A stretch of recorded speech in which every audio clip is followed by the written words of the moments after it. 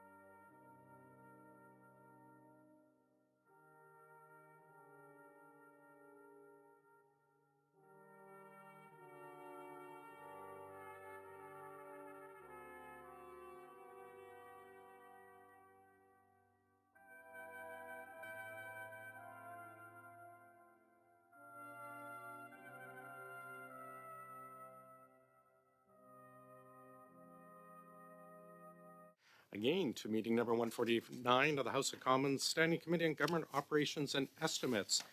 Colleagues, right now we've got our witness with us for about an hour, and then I just have some scheduling stuff I need to go over with everyone and get feedback on.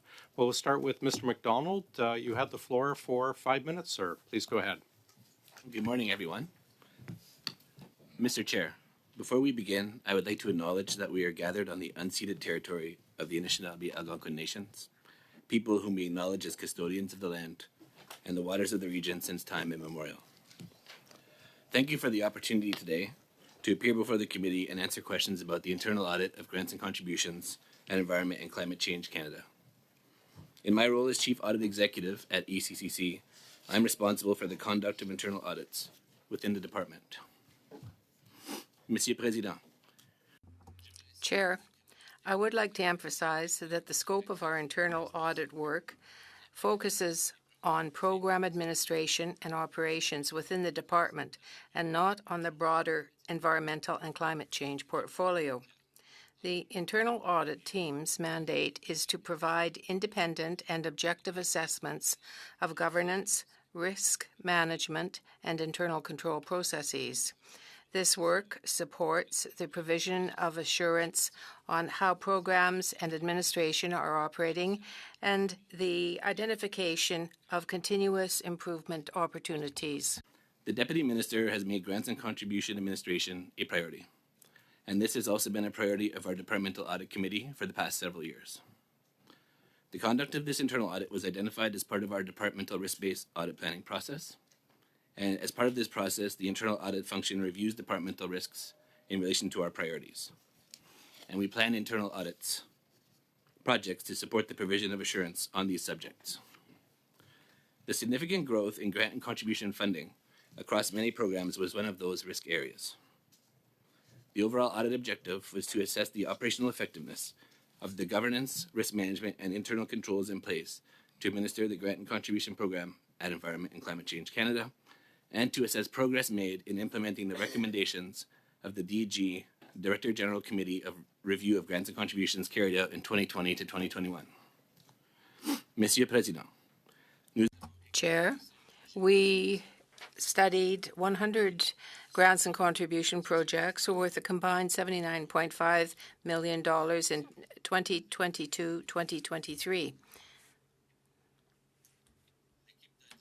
The internal audit team met with over 80 departmental officials working on grants and contributions, including Mr.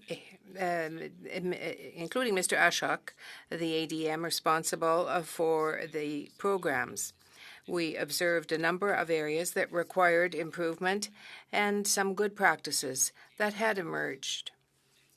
These observations were captured in the 2 reports we published, which included 5 key recommendations for the department.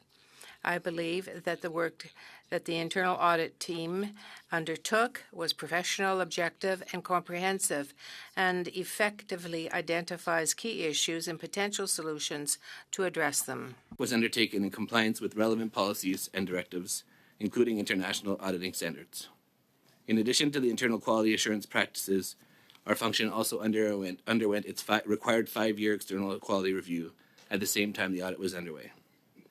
Our function passed the review and was found to operate in accordance with standards. I believe the department has put a robust management action plan together to address the audit findings and recommendations. Our internal audit function will be following up on progress, as we do with each recommendation that we make in our reports. Thank you very much for your time and opportunity today to answer questions. I look forward to responding to your questions. Thank you, Mr. Chair. Thank you, Mr. McDonald. And colleagues, before we start, just a reminder to keep your headsets away from your microphones at all times. We'll start with our 6-minute round with Mrs. Block. Thank you, Chair, and welcome here, Mr. McDonald. We've been waiting in anticipation for the opportunity to ask you some questions in regards to the audit. I just want to go back and clarify something I think I heard you say during your opening remarks, which was that the Deputy Minister has made the Grants and Contributions Program a priority. Did I also hear you say that this has been the case for a number of years? Yes. Okay. I think that's a little concerning when you consider what was reported by the media in regards to your audit and the fact that what you found was a poor oversight of millions of dollars spent on green subsidies, and that the management of taxpayer funds was so sloppy it represented potential legal and reputational damage. And that was in your report, I believe. So if that's the case, and if it is the case that the Treasury Board has had concerns about the grants and contributions at Environment Canada since 2019, why did it take so long for this audit to be undertaken? Thank you for the question. Mr. Chair, the department took this very seriously, and they put together the DG committee to review grants and contributions administration between 2020 and 2021. And during that time, they identified 17 recommendations that they would implement to address some of the key concern areas. So when we were doing our risk-based audit planning process, we identified this as a risk, but we wanted to give time for them to address the 17 areas which were quite important for the department to do. So we put this in our 2022-27 risk-based audit plan to make sure that we would have this project there, to make sure that they're making good progress on implementing those recommendations. Okay. So I also believe I heard you say that you reviewed 100 agreements as part of this audit. And can you state again what the total value of the grants and contributions you reviewed was? So we reviewed 100 agreements, and they were $79.5 million worth of spending in 2022-2023 fiscal year. Thank you. What was the failure rate of those grants and contributions? So what we found in the audit was that actually the Section 33 and 34's approval of the financial expenditures was good in all cases, except for 2, there was some missing invoices. The main issue that we had was that we looked horizontally across the department at the administration, and it was mainly related to the systems. There's 7 systems in place where information is stored, and also the information management practices that support the documentation that the program managers use to manage recipients. Okay, so I'm going to ask the next question, thinking you might have just provided an answer. But what threshold must be met for these agreements to pass or fail an audit? I think the most important things that you would look for in the audit is whether or not there was breaches of financial issues, like with respect to Section 33 and 34 in the payment process. And in the case of this audit, we didn't find any issues with respect to the payments. So that to me would be the most serious issue. So no issue with the payments, but we also heard about a lack of oversight and an inability to show value for money, or at least show that what was paid for was actually received.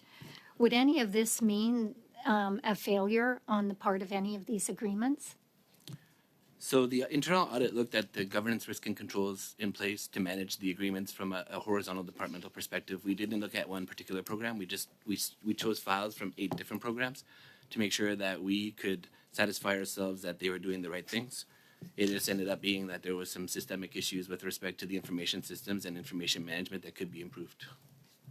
Thank you. We've heard many times over the last couple of years that information management, lack of documentation, and the mismanagement of certain files across the board is an issue, and this appears to be falling into that same category. I mentioned that the Treasury Board raised concerns about the grants and contributions at Environment Canada in 2019. I believe you said you made 17 recommendations. You wanted to give the department an opportunity to address those recommendations. What changes have been made since that time?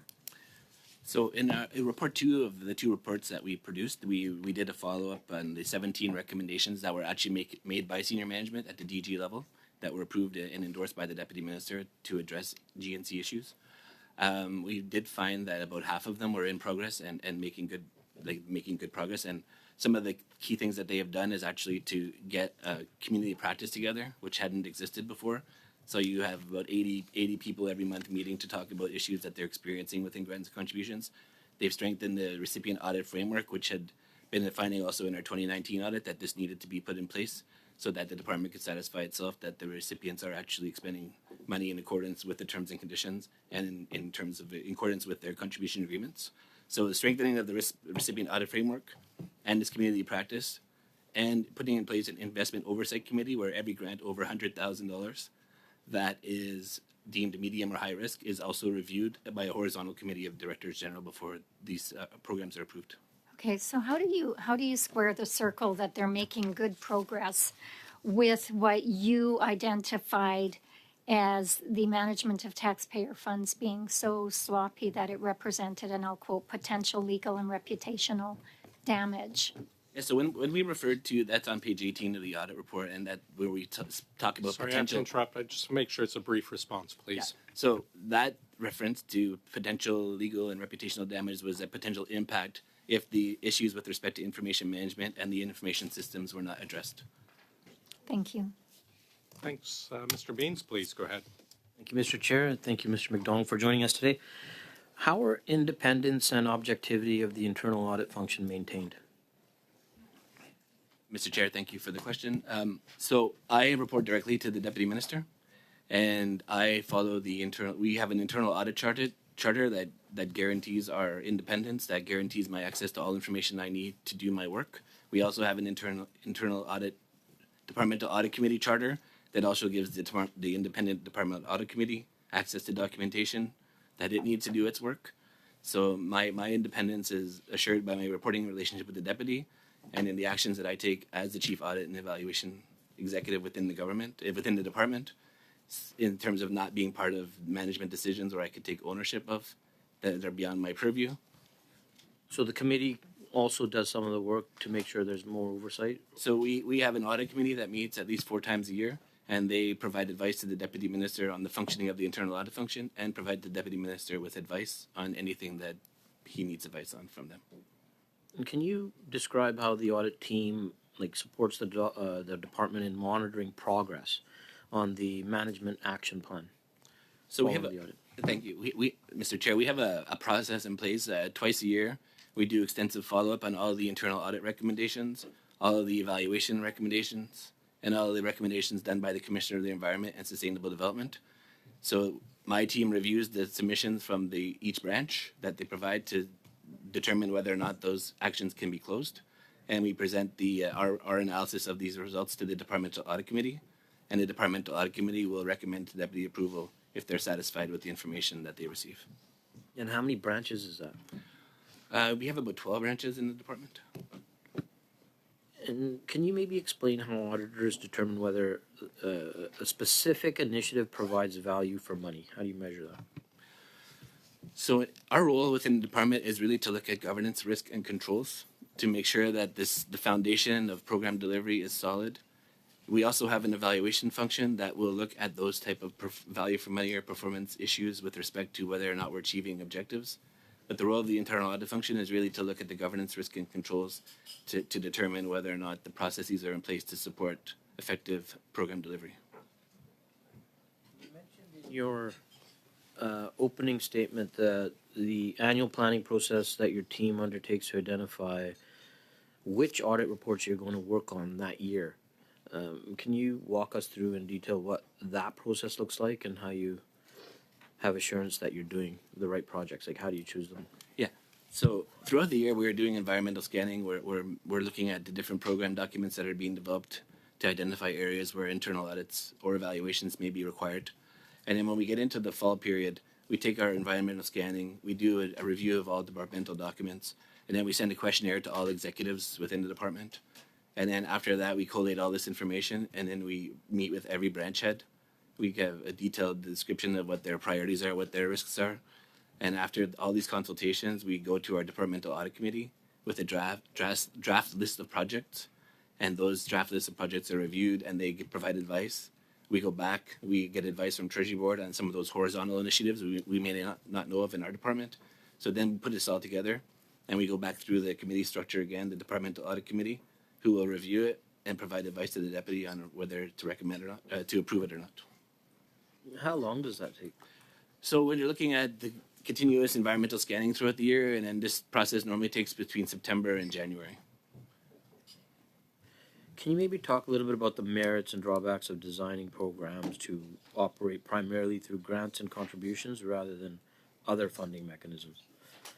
So in my role as the chief audit executive in the department, my job would really be to analyze what the department is doing in this regard rather than make determinations on how this is done. So this is more up to the deputy and the program ADMs who would decide on the program design and implementation issues. And it'll be our job to go in and review whether these are being done effectively. Maybe can you talk a little bit broader on the environmental and climate objectives and how auditors determine whether a specific initiative aligns with the government's broader environmental climate objectives? So again, our role really is to look and audit what is happening in the department and how they're achieving their objectives. So we coordinate our work with the Commissioner of the Environment. The Commissioner of the Environment, as you know, has done a lot of audits in our department over the last 3-4 years, about 6 to 8 a year. So the Commissioner of the Environment is really looking at how we're implementing some of our programs. And then we have our internal audit and evaluations that are also providing information to management on how they can improve processes that are maybe not working as well. How much time, Mr. Chair? Okay, so with respect to the potential of having efforts duplicated, is there a mechanism in there that you use to avoid that? In terms of our internal audit work? Yeah, highlighting. Yeah. So I have regular bilats with actually the audit principal at the Commissioner of the Environment that's doing most of the audits in our department so that we can coordinate. I'll give you an example, like when they were doing an audit of contaminated sites, we were also doing an evaluation of contaminated sites at that time. So we wanted to make sure that we weren't going to do the same work. So the Commissioner of the Environment team picked a different angle, and then we picked a different angle. So now both of the work are complementary but not duplicative. Quick one. Maybe when the final list of projects presented to the Department Audit Committee and the Deputy Minister reviews approval, like what is senior management? What is there more team after that? After once it leaves the committee and what's the final steps?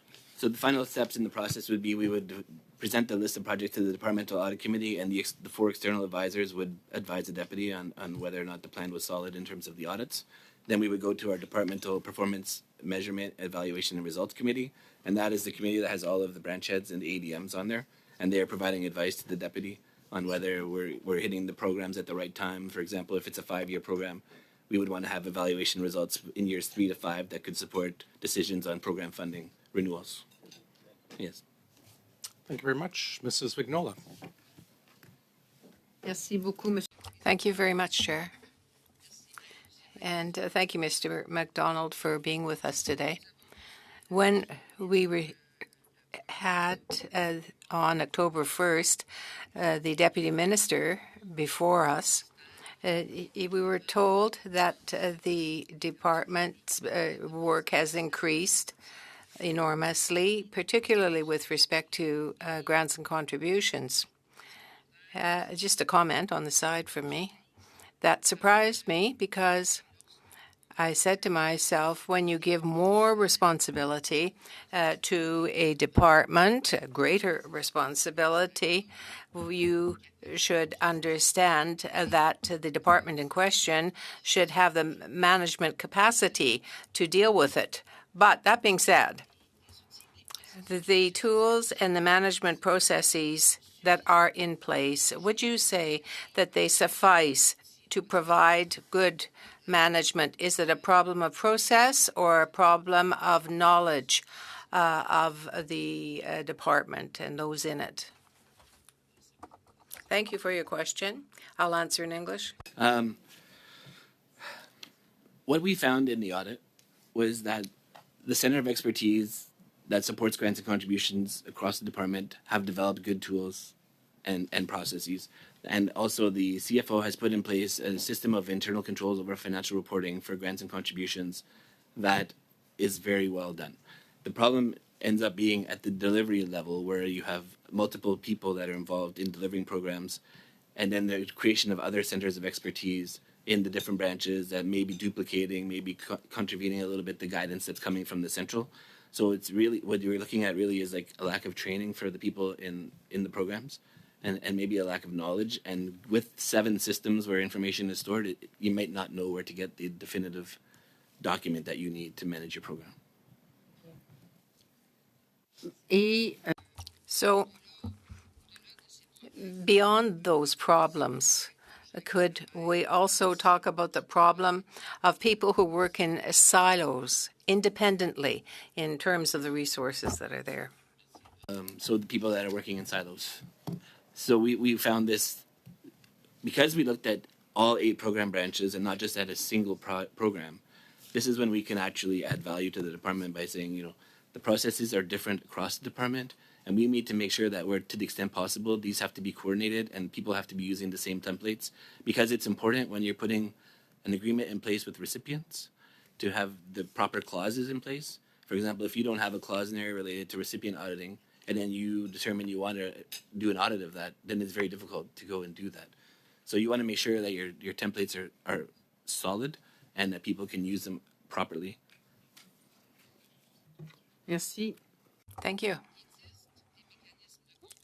There are control mechanisms that should be in place to avoid any type of wrongdoing. They are there. But nonetheless, in certain cases, they weren't involved. So how can we be sure that these control methods are sufficient? And secondly, that they are used systematically to very quickly detect any type of deviance from the norm? Be done right now, and with the strengthening of the recipient audit framework in the department, that will give really good tool to managers to look at what the recipients are doing with the money. You also have strengthening of an ongoing monitoring. There's the 17 recommendations we talked about from that DG committee. There's a lot of strengthening of controls that were envisioned by that committee. It's not all implemented right now. We also have the 5 recommendations in the audit that I believe will really strengthen the control framework not only the design of the controls, but also the implementation across the department.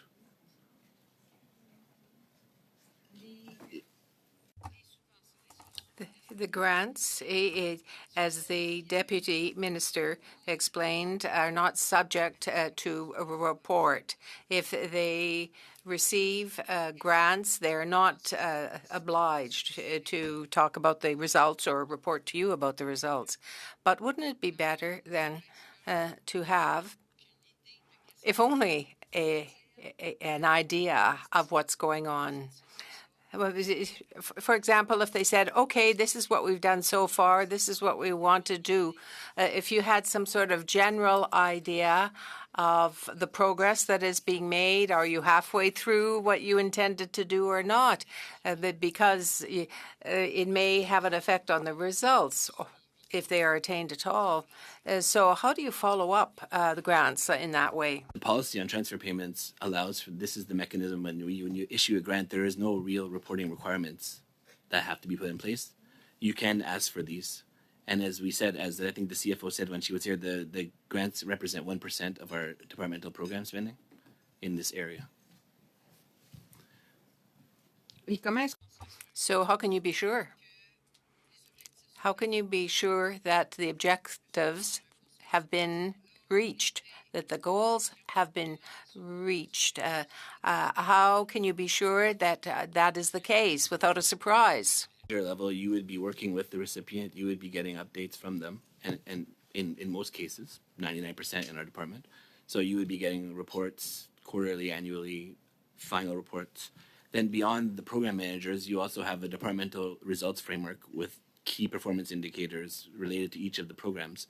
So there's multiple ways in which the department can assess whether or not we're getting value for money or whether or not the people receiving the money are actually doing what they're supposed to do. Thank you very much. Mrs. Blaney, time is yours. 6 minutes, please. Well, thank you, Chair, and thank you, Mr. McDonald, for being here with us today. I just have a few questions for you today. One of the things that you talked about earlier in your testimony and in response to some questions was around information management and how it could be improved. Can you expand, like, what does that mean? At the end of what it really means is when you're trying to support decision making and when you're trying to know what is happening, it's really good to have a system where you can get information from and not 7 different systems. And you really would like to have those systems linked to the financial system so that you can actually easily generate reports rather than have to go and look at shared drives, Ecolab site, which is an intranet site, different PIMS, the one of the systems they use, or GSIMS, the other system that they use. You would really like to have better system to keep this information and also better practices at the working level of how the people store their information, because as we mentioned in the report, there was 14 files that were not found, but then at the end of the day they were provided to the audit team at the end, like after the audit was done, and it's just a matter, and then we've seen this in other audits as well where these are the case. Thank you for that. So we know that the audit also found that Indigenous applicants are more likely to be labeled as high risk, and almost half the proposals were rated as a medium risk. Higher risk ratings really means increased reporting and oversight of requirements, which leads to a lot of additional administrative costs for the recipients. So I'm curious because the report also found that in the majority of the files they reviewed, there was no documentation to support the risk rating, and that's very concerning to me. So could you talk to us a little bit about how your assessment reviewed this? Why are Indigenous applicants being disproportionately labeled high risk? And how do we make sure that in the future that any kind of risk ratings for anyone is fair and that there's actual documentation to support those ratings? Thank you. So, Mr. Chair, we looked at the 100 files and we looked at the documentation that was provided with respect to the final risk assessment that was done by the program officers and any supporting document that supported their risk assessment. And what we found was there was very little documentation to support that, which actually leads to further when you're looking at the investment oversight committee, looking at those kind of projects. Is there a consistent way that this is being done? So you could put a good oversight mechanism in place, But if the information that supports it is not well done, then it could lead to issues with respect to that oversight mechanism. What the department is doing is this was actually identified as one of the recommendations in the DG report, this one of the 17 recommendations, and they've been working on guidance and training to people to make it more consistent across the department, because as we mentioned in the report, in many areas there's lack of consistent approaches across the 8 program branches. So training and better tools to support them in making this risk assessment will go a long way to helping the recipients getting their projects approved and getting the appropriate risk assessment done, which will, as you mentioned, impact the administrative costs. Well, it's interesting to me. You talked earlier about the idea of being objective. And so when we see these kind of incidents happen, it's very clear that there's a lack of objectivity. So you answered that question well, but the part that I didn't see was actually addressing the issue of racism. And so I'm just wondering, in the process, is there any steps taken to say, you know, if we're seeing this consistently, and it is fairly consistent, what can we do to better educate people around making assumptions that are often very unconscious, and making those something that there's more accountability for? So I think the most important thing that was done in the audit was actually raise this issue to management so that they can know that this is happening, and we actually have evidence of this happening in the department. And I know, like, over the past several months, there has been renewed effort on our Indigenous engagement group, which is in the strategic policy branch, to really look horizontally across the department to identify and address these type of issues. So this is one source of information to them that they can use to go and improve practices across the department in this regard. Thank you. That's very helpful. I one of the things, and I do confess that I have a small bias. I come from a nonprofit background, so I spent a lot of time reading federal government contracts and making sure we were compliant and looking at all the systems that we built internally to address that. So I'm just wondering, I really appreciate what you're talking about in terms of being the internal auditing process, which is very different than an external auditing process. But I'm just wondering, as you go through that process, I hear that you're focusing internally, but is there any component of that where you actually talk with grant recipients to see how things work for them? I often found it interesting to have conversations about what would be more effective actually in getting us to have a higher level of accountability. And so I'm just wondering, in that internal process, is there any of that discussion happening as well? Yes, actually, last fall I was actually with the evaluation team out doing site visits in the West Coast, and when we were in British Columbia, we were meeting with farmers who were using some of our contribution money to put different crops in during the fall and winter to support migratory birds. And when you were talking to the farmers, they were really appreciative of not only being able to participate in this to help the department's mandate with respect to supporting migratory birds, but also it helped them in their crop rotations. So there was a really, like, right on the ground talking to the farmers. It was a great experience for me.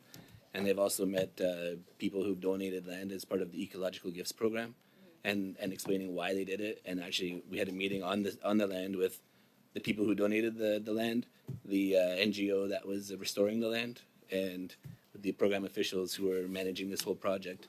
And it was really wonderful to see, like, the work that they had done to restore the area and to see the migratory birds that were using that area. So that we make that a focus of our audits, to actually go out and meet with people. Yeah, you're welcome. Thanks very much. Mrs. Kusi, please. Chair, thank you, Mr. McDonald, for being here today. Could you please provide the committee with a list of the grants and contributions reviewed for this audit, the companies they were awarded to, the amount of money awarded, and the purpose of the grant or contribution, please? Provide that information to the I committee. appreciate that. Mr. McDonald, when this committee heard from Treasury Board officials on this issue, they continuously stated that it's up to the deputy heads to ensure that their department is up to standard and that the mandate of their program is met. Do you think that the Deputy Minister of ECCC has properly ensured that his department is running efficiently? I believe, as I mentioned in my opening remarks, that the deputy has made grants and contributions one of his top priorities, and the implementation of the 17 recommendations of that DG committee is a top priority, as well as the 5 recommendations that we made in our audit report. In fact, I think I was reflecting on this. This is one of the one times in my 20-something year career as an internal auditor where the actual deputy minister has made a decision to put in place a team that is solely focused on implementing recommendations coming from an internal audit. I think the commitment is there to really look at this system and make it better and make sure that the controls in place are solid and that we do have an information system that will support decision making. So I'm hearing in your response then that you feel as though the deputy minister has taken upon himself the responsibility to see the good overview of this program. Then in that case, is the program impossible to run properly, in your opinion, because of the insistence of Minister Guilbeault that his department issue hundreds of millions more grants than its capacity allows? Do you think he was just pushing through these millions of dollars to be distributed to his initiative, that it was his force, his will that created this level of error and incompetence? Well, as you know, the public servants do through their Treasury Board submissions to get the program approval, and in your program approval documentation, you do identify the list of resources that you require in terms of the people and the operating money that you get. So the decisions as they're made by Treasury Board give the department the resources. And I can say, like, we did an audit of classification in our department a few years ago, and it takes time to, once a program is approved, the money just doesn't come instantly, and the program can't get up 100% on day one. So there's a period in time where you have to classify positions, hire the people, and as this committee has seen in the past, time to staff is an issue in the government. It takes the time to hire people.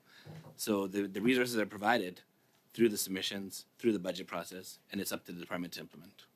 So it's sounding then like it even goes beyond Minister Guilbeault, that it goes all the way up to the Prime Minister. Do you think that the Prime Minister and with him, the Minister of the Environment, Minister Guilbeault, should consider the actual capacity of a department's resources before they dump hundreds of millions of dollars for them to just roll out?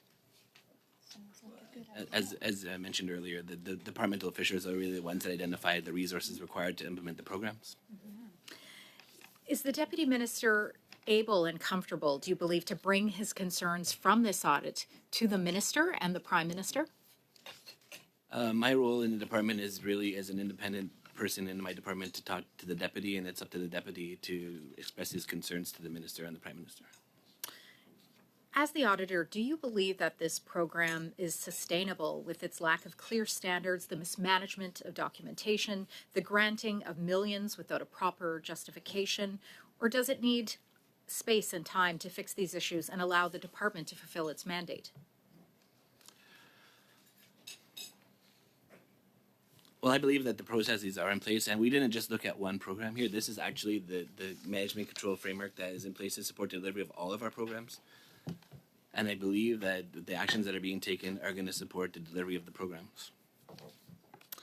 I've looked through many of the grants and contributions that ECCC has distributed, and there are many examples of multi-billion-dollar corporations receiving millions from this program. We have Glencore receiving $10 million, over $18 million to Rio Tinto specifically, which has a market cap of $103.549 billion US as of last year. And of course, Cornell University, a university that isn't even within Canada, receiving funding. Are there any clear standards in place to ensure that businesses that are clearly able to fund their own interests are not receiving grants and contributions from Canada, especially at a time when Canadians are suffering as a result of the overspending of this government? Well, our internal audit looked at the processes that supported the delivery of these programs, and we didn't find any instances where terms and conditions were not met in the funding decisions. And funding is provided to 8 different types of recipients, including not-for-profits all the way up to those type of corporations. And it is done for specific purposes in accordance with the policies that have been developed. Thank you, Mr. McDonald. welcome. Thank you, Chair. Thank you very much. Mr. Kuzmirchuk, please. Thank you so much, Mr. Chair, and thank you so much, Mr. McDonald, for being here with us today. This Liberal government is making historic investments in the environment and in fighting climate change. We've seen hundreds of millions of dollars to leverage the tremendous work that is being done by environmental organizations, by business organizations and other organizations across Canada. We've seen that work in action in my community, in Windsor, Essex. About 2 weeks ago, I had a chance to join about 30, 40 community stakeholders to announce roughly $78 million for the restoration and protection of the Great Lakes in my community. This was the single largest federal clean water restoration investment in the history of Canada, and it took place in my backyard in our community of Windsor, Essex. And this allows us to leverage the tremendous work that is being done on the ground by organizations like the Great Lakes Institute for Environmental Research, the University of Windsor, and the Essex Regional Conservation Authority, amongst many community partners that protect the Great Lakes and protect their environment. Sir, I would much rather have this conversation that we're having here with you today about how we strengthen the grants and contributions program at ECCC than have the conversations we were having when the Conservatives were in office and they had completely gutted environmental efforts and environmental protection from top to bottom, where they eliminated hundreds of millions of dollars, cut hundreds of millions of dollars to Environment and Climate Change Canada, and fired hundreds of public servants, dedicated public servants who are protecting the environment and working to fight climate change. Much rather have this conversation that we're having about strengthening the grants and contributions program. On that note, I wanted to ask you about the independence of the internal audit function. And my colleague had raised a question about that earlier, but I wanted to ask you can you talk about the unrestricted access that you have in terms of records, in terms of witnesses, in terms of talking to staff when you are doing your job in terms of auditing as the chief audit executive? Talk about the unfettered access that you have. Yeah, so as I mentioned, thank you for the question, Mr. Chair. As I mentioned earlier, we have an internal audit charter that is reviewed every year. That is reviewed by the Departmental Audit Committee and approved by the Deputy Minister, and this gives us the access to all the records and individuals that we need. But if I feel that my independence is being impeded, I have a few avenues that I can go. I can talk to the Comptroller General of Canada, and I can raise issues or concerns that I have. If there are departmental officials who are not giving me the information I need, I can work with them collaboratively, and if that doesn't work, I can use the charter and get the documentation through the support of the Deputy Minister. In your work, did you find that there was any friction or any opposition in your ability to conduct unfettered interviews and get unfettered access to documents? I did not have any impediments in conducting this work. And a question for you, as the auditor, how is the auditor himself or herself audited as well too? Can you talk a little bit about that? Yeah, so in accordance with the internal audit standards, every year I have to have an internal quality review of the work that we do. So this is done by a professional practices team in my function. And then once every 5 years, you have to have an external review of the work that you do to make sure that you're following the standards. And so what they will do is take a sample of some of the audits that you did, and they will look at how you did your work. Did you conclude against your objectives? Was the team independent? Was the team objective? And did the team have the proper training to do the work? Excellent. And in your earlier statement to the committee, you stated, I believe that the department has put a robust management action plan together to address the audit findings and recommendations. Can you tell us in your own words, how satisfied are you with the response of ECCC and this department to the recommendations and findings that you brought forward? As I mentioned, having been in this area for about 20 years, I believe that this is the first time I've seen a deputy take it very seriously and to actually put in place a dedicated team to address the recommendations and to work on the action plan. Like, some of them are going to take time. Like, developing a new system is not going to happen overnight. But I think that the steps are in place to strengthen information management practices, get that departmental enterprise vision, which has been lacking, as the deputy mentioned. Like, a lot of areas are doing work in silos, and there's a lot more room we can do for coordination and collaboration. So I think once we get those things in place with the enterprise vision, the system, the information management practices, it will go a long way to strengthening the administration of these programs in our department. Well, sir, I just wanted to say that your work has come at an important time, an inflection point, an important time for ECCC, and I thank you so much for your work, your dedication, and your rigor. And thank you very much for your testimony here today. Thank you. Thank you, Mr. Kuzmirchuk. We'll now go back to Mrs. Vignola, please. Thank you very much, Chair. When the Deputy Minister appeared here before the committee, he spoke about decentralization of the processes for grants and contributions. This type of excessive centralization can be a problem. So how can you balance that against decentralization that is excessive to provide the most efficient process? Quickly, I have only 2.5 minutes. Implemented. This is the things that the chief financial officer and the program managers are going to be working on to make sure that there is balance and that you don't go overkill in some areas and that you strike the right balance between centralization and giving the flexibility to the program managers to manage appropriately. Merci. Autre question. Thank you. Here's my second question.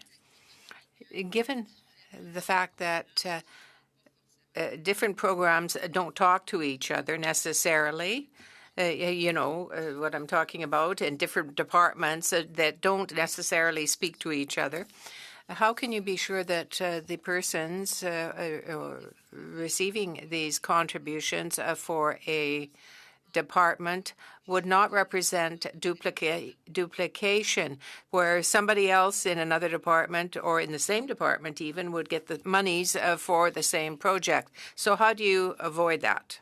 We did not find any evidence of this in our audit with the files that reviewed that there was duplicate payments or duplicate type of funding, but those that manage the programs have processes in place to satisfy themselves with applications that the sources of funds are there, and it's up to the program managers to investigate these areas.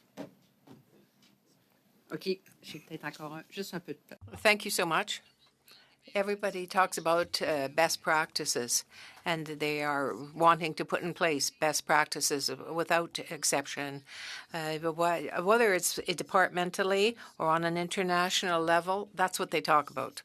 Isn't there a type of a generalized evaluation system that could cross over many departments, which would allow for a shared network, say, where you could say to another department, hey, I need some help here, rather than having to look at for something for 5 years each individually? Areas here, the Auditor General, obviously, and the Commissioner of the Environment, they do horizontal type of audit works that look at program delivery across multiple departments.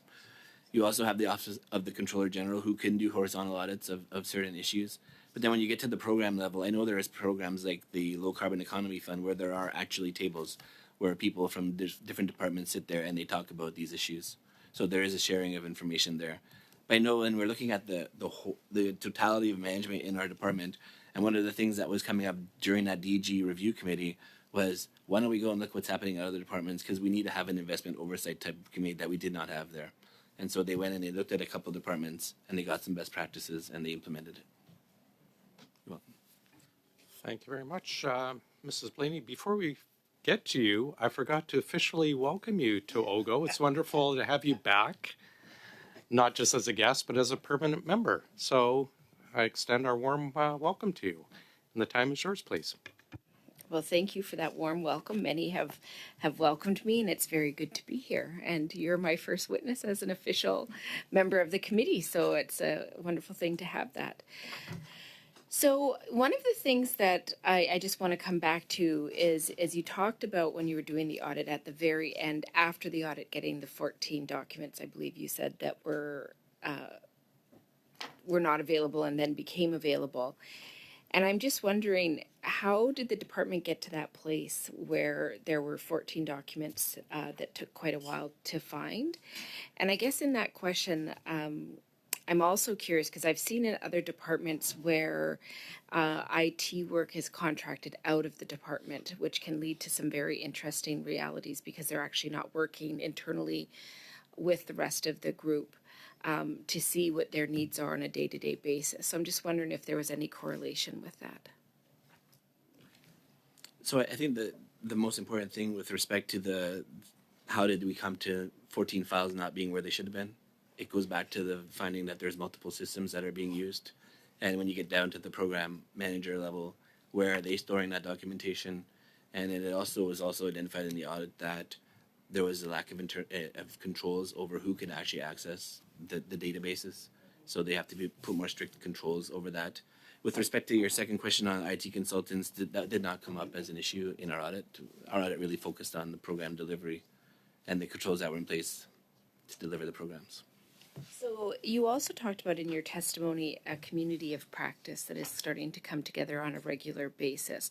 Was this a model that was found in other departments, and what are the outcomes that you're hoping to see come out of that through the auditing process? I'm not sure how the community of practice came about. It was one of the recommendations in that DG committee review, one of the 17. So they started, I think it was in late 2022, where they put a monthly meeting in place. Attendance is about 70 to 80 officials from across the department, and they're sharing practices, they're sharing what they're learning, what the lessons that they're learning. And so I think it's really good that's going to support more consistent delivery of the programs over time within the department. Perfect. That's all my questions. Thank you. Thank you very much. We'll now go to Mr. Genuis and then over to Mr. Souza. Thank you very much, Chair. It's been kind of really interesting seeing the various areas of spending within this audit. One thing that I had asked other officials about, and I wonder if you have some context on this. There are multiple entries of American universities that are funded through this.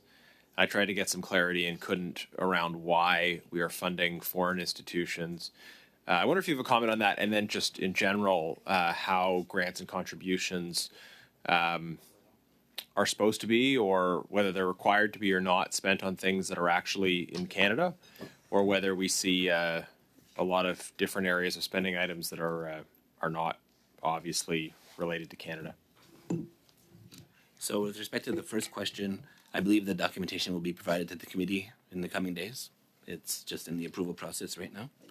In terms of funding institutions outside of Canada, it depends on the terms and conditions of the program that these funds are coming from. We do have some international obligations with international climate financing, and we also do have some obligations with respect to contribution funding to organizations such as the World Meteorological Organization. So there are some terms and conditions and programs that you can fund outside of Canada. Okay.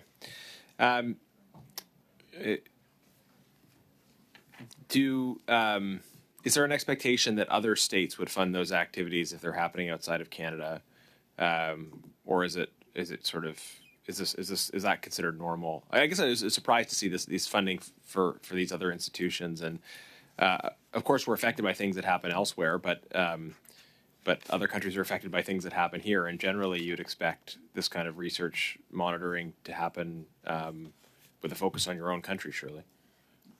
Yeah, as I mentioned, it would be part of the terms and conditions of the program, whether or not where the funding is going.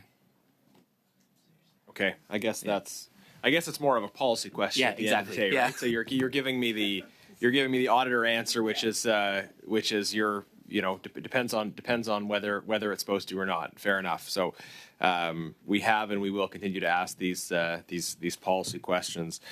I wonder if you can compare your analysis of the things happening at the Environment Department to other departments as well. And we had an audit here recently of just some very concerning things that have happened at Global Affairs. And by the way, we tried to get the minister to come in on that, and Minister Jolie has not made herself available to this committee on various matters we've asked her to come for. But there's been issues at Global Affairs, there's been issues at Environment. How would you compare what you're finding in this department to some of those other audits and what exists at other departments? So when we undertook this audit, we the first step that a team would normally do is to look what other type of grants and contributions audits have been done across the government. And we did notice that there was a few in certain departments such as Global Affairs. So what we learned from those, we learned where the risks were there so that we can strengthen our internal audit programs and strengthen the work that we're going to do in our department. But I would not be able to comment on the actual findings of audits of other departments. But what I can say is we do take that information into account when we're doing our work. Are you making comparisons between things that are happening at certain departments? Like, this department, we're doing better than that, or we're doing worse than that? Or? We have a network of chief audit executives where we get together on a regular basis with the Office of the Comptroller General, where we share practices, where we share findings. But as I say, we are learning from the work that others are doing, and we're making sure that we include those type of risks into our assessments when we develop our audit programs. Are there departments that aren't doing audits like this at all? Are all departments doing this kind of work, or are there places where it's just not being looked at? Well, I believe each department has their chief audit executive, and they would be doing their individual risk-based audit plans. So it would be up to the risks that they identify in their departments and what they would look at. All right, thank you. Can I ask as well just about some of these internal processes around this? Okay. So I'll just jump to this then. Of contributions that are paid out, how many are repayable, and how are we doing at actually getting back contributions that are supposed to be repayable?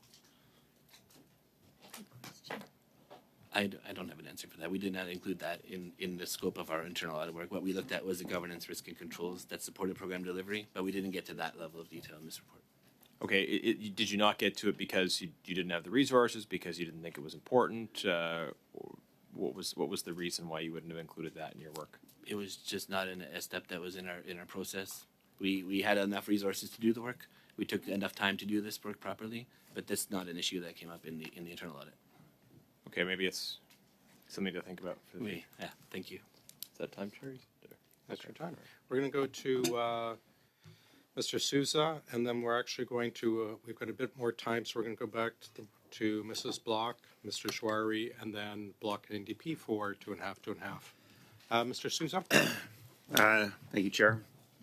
Thank you, Mr. McDonald, for being here and enlightening us further in terms of the work, the good work that's been done by you and the department to try to regroup to the extent that's necessary to improve our processes.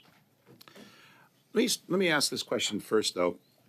Canadian universities, do they not receive grants and funds from other institutions in the United States as well?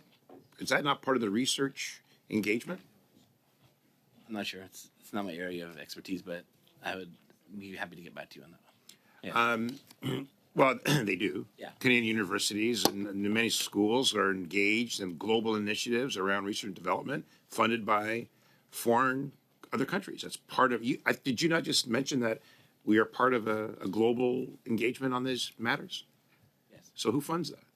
So multiple countries are funding the international climate financing objectives based on meetings they've had at the global fora. Yes.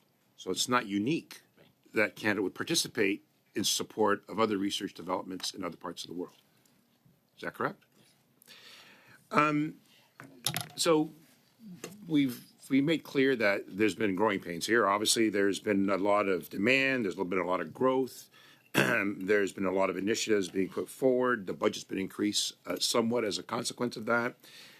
This all came after the ECCC was gutted previously, and a lot of things faltered. A lot of work was missed in terms of opportunities to improve on our environmental capacity and engagement. And notwithstanding the heckling that you're hearing from the other side, it's true. And we need to make certain that we can do better. So as a result, how many agreements are now underway? Do you have a sense? Well, the audit that we did in 2022-23, there was 1,808 agreements in place. And the recommendations you made were important around governance, around standardizations. And the department, did they agree on it? They adopted it, the recommendations? Yes, the audit committee recommended the approval of the deputy, and the deputy approved the action plans that was developed by management to address the recommendations. And so, what have been some of the obstacles that you've seen as a result of getting to where we're going? Obviously, noting why we're going to these investments. I think the obstacles really was the growth that happened in the department and the multiple programs that were put in place across the various branches. There was central support, but the rapid pace of some of the growth of the programs led to areas where there's inconsistencies that grew over time. And I think that right now what this audit is saying is that let's get an enterprise vision in place. Let's put those management controls in place that can be used horizontally to the extent possible with the proper systems to store the documentation to support better decision making. And that's proceeding. Yes. So the motivation behind the program, but motivation behind the GNCs and the initiatives that are being taken, can you explain what those are? I mean, you made a reference to the specific policies and priorities of the various aspects of the program. Can you reinforce or let the public know why it's happening? Well, the department has taken an approach over the last 9 years to fund through grants and contributions programs that will help achieve multiple priorities, including decreasing greenhouse gas emissions, including conserving nature, protecting land. So there's multiple priorities for which these contributions and grants are being used to support the priorities. And that's where the money's going, right? There's a requirement, not just in Canada, but around the world, to ensure that we lower overall emissions and protect the environment, protect our land, protect our water, protect our air. And some of the programs that are being put in place are not just unique to Canada, they're being coordinated effort with other parts of the world.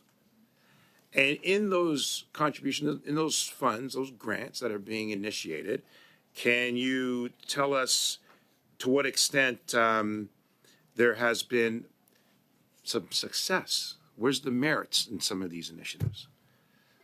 So what we didn't, as part of this audit, we did not look at the outcomes. We really looked at strengthening the processes in place to support departmental program delivery. So this work was not necessarily focused on the outcomes and what we're achieving, but is more about the foundation, that how can the department deliver these programs better. So in the delivery of the program, in the approval process of these grants and submissions, was there any elected officials' interference, or did you see any conflict of interest? Based on the review we did and the sample of 100 files, we did not find this in our audit. So you didn't see any elected engagement. You didn't see what did you see in terms of enabling the program to grow or to initiate? That's our time, Mr. Sousa. But perhaps you can get back to us in writing, Mr. McDonald. We will now go to Mrs. Block and then over to Mr. Jawari. Thank you, Chair. I think as I referenced earlier, this committee has seen the consequences of the utter failure of governance, risk management, and internal controls in the case of Sustainable Development Tech Canada, ArriveCan, and others. You've mentioned that you have a good team as the chief audit. There's a big team of finance and audit professionals, a CFO, and you have chief audit executives. How come then are there such inconsistent approaches to financial management? What's the breadth and scope of inconsistency, and how loose are the internal controls? Speaking for our department, I think the CFO is responsible for signing the attestation on controls. The CFO is responsible for the system of internal controls over financial management and reporting, and it's her obligation to review those. And our role is to come in and look at, are they doing it appropriately? And I think that every department goes through this. You go through your risk assessment, you see what are the priorities of that department, what are the key risks that you're facing, and then you develop a plan to provide assurance to the deputy on the areas that need focus, such as this grants and contributions administration across. But in general, I believe the controls are pretty well established, and it's oftentimes a case of the implementation of the controls at the program working level. So the controls are established, but they're not implementing them. The recommendation to strengthen controls and practices and conflict of interest, cash flow, and the claim review processes actually are very concerning. If the audit has to make such recommendations, there has to be serious lapses, leakages, and weaknesses in internal controls. Did you advise your Deputy Minister and Comptroller General of these issues? Yes, we advised, first of all, the CFO through the audit process when you're going through the validation of facts. Then we also advised the deputy when we went to the audit committee meeting. But in terms of this case, it was more a case of inconsistent application of the controls versus actually no controls. So it's inconsistency across the department. So there are controls in place, but they aren't being applied. But the majority of the controls were being applied. Okay, I'm a little confused by what was in your audit and what you've answered today and saying, you know, they're there, but they're not being applied, and then you're saying the majority of them are applied. That sounds a little inconsistent to me. Did you advise these individuals of the risks of not applying the controls consistently? Yes. Okay, thank you. And my last question, if there are no Section 32, 33, and 34 issues, why is the audit making recommendations to strengthen financial practices around cash flow processes? Well, we did note some, again, inconsistencies in how this was done across the department. So, for example, when you're looking at program officers who are probably just trying to help the recipients by pre-populating some forms, it's not really a good practice for departmental people to pre-populate forms for the recipients to submit their final funding. So I think it's better to have that arm's length approach where the recipients are filling out their work and the department or program managers do their job in terms of validating and monitoring.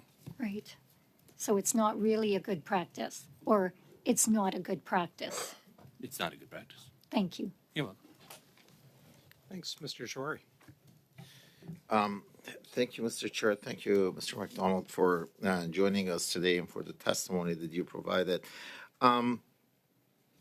You've talked about priorities, and you've talked about that the government has certain priorities, and those priorities translate into different streams or different programs, and then those programs naturally are designed with an outcome in mind, and then there's allocation of funds to them.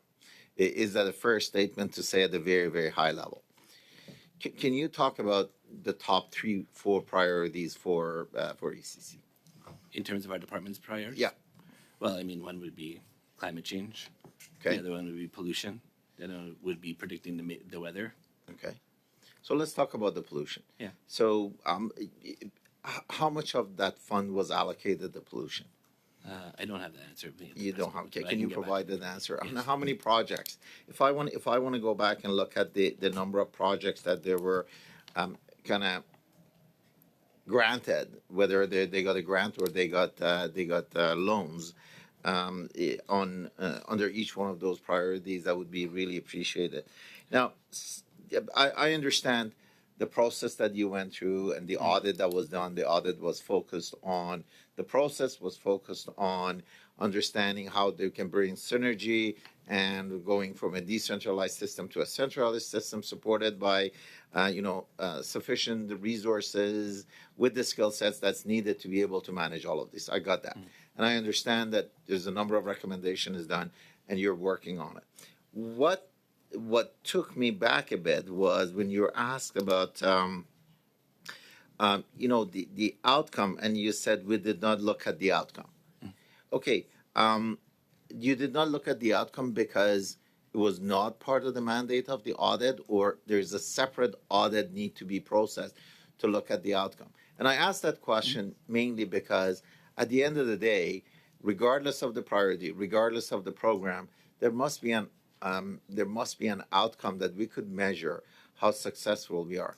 And in the case of pollution, I would assume the reduction on the greenhouse gas emission would be something that we want to measure as an outcome. Can you comment on that? Yes. So in terms of outcomes, there's multiple ways that the department can talk about the outcomes it's achieving, and there's also multiple ways that this can be audited. So the Office of the Auditor General and Commissioner of the Environment and Sustainable Development has undertaken 19 audits of our department over the last 3 years. They are consistently looking at us in terms of what we're doing and how we're doing to achieve our mandate. And then you look at our evaluation function, we look at programs individually to satisfy our financial administration requirements to provide evaluation advice on those. And then also internally in the department, they have a departmental results framework. They also have performance measures, and they report annually through their departmental results report.